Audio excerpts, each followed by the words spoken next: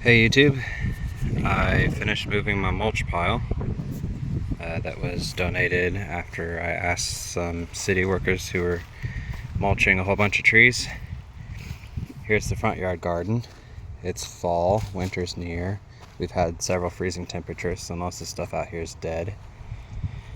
So there's not a lot going on here, but I did spread mulch throughout and also stepping stones so that I can walk throughout without accidentally stepping on any plants. These still have flowers on them. I forget their exact name, starts with an A. I need to trim those bushes a little. I leave the seed heads on those purple coneflowers. Well, I already took a whole bunch, but the rest of them are for the American yellow finch.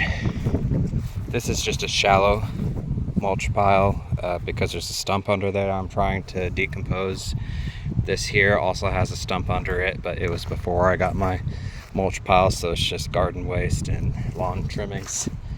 And then over here is the third and final stump, and it has purely dandelion weeds that I pulled using my tool and the dirt that was attached to their roots. I put a piece of cardboard over it to keep the seeds from spreading. I'll probably take that off now because I think they're all either buried or they're not gonna spread at this point. Here's the backyard. Still a little bit of a mess here for my hot tub project, but I put away the hot tub. And a squirrel bit in half my longest corn stalk, so now it's like 5 foot instead of 12. And there's still a little bit of stuff growing in here. These are carrots I'm letting go to seed, and I'm going to harvest those seeds. I've harvested a ton of seeds this year. There's some mint in here, mint, carrot, a little bit of mother's wort, which is just a weed. Here's some more, but I've left these alone because the bumblebees love them, and why not? Just have a living plant growing there is really good for the soil. Here's some my French radish. I need to harvest those seeds. And then these are iceberg lettuce, so I was going to harvest those seeds. I have a ton of lettuce seeds, but not iceberg seeds, so these three or four.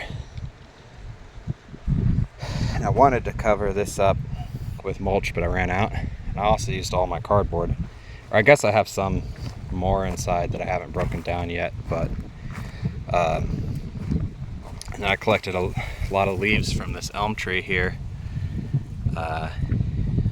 I came up with a technique where I use the leaf blower in a straight line to create 2 rows, one on each side, and then run over those rows with the mower to mulch and collect the leaves, and I throw that.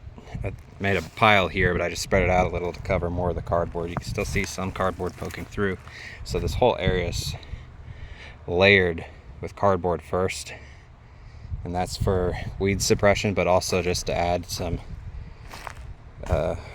carbon to the soil. We have very sandy soil, so the more organic matter going into it, the better. And you can see some cardboard on these edges. I haven't finished extending this over to there or so. I'm not sure how far it's going to reach.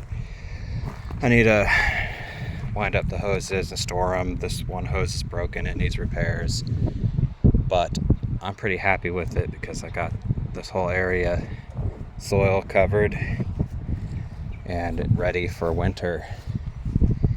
And after all the snow melts in the spring, it'll be well watered and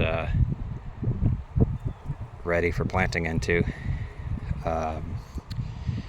We made a jack-o'-lantern yesterday, and so I have a lot of pumpkin seeds that I saved. I'm going to grow pumpkins next year together with corn. I've got 1 million flint corn seeds because they're hanging on our wall, ornamental. Oh, and we've got a bird feeder right there, and the birds love it. It's like the hot spot of the whole neighborhood, and there's just 1 million of them coming to it all the time. It's a lot of fun to see them. They're very cute. Okay, so that's my garden update. Oh, and just in case you're wondering, it's a little bit before Halloween. There you go. 1027. Alright, thanks for watching. Goodbye.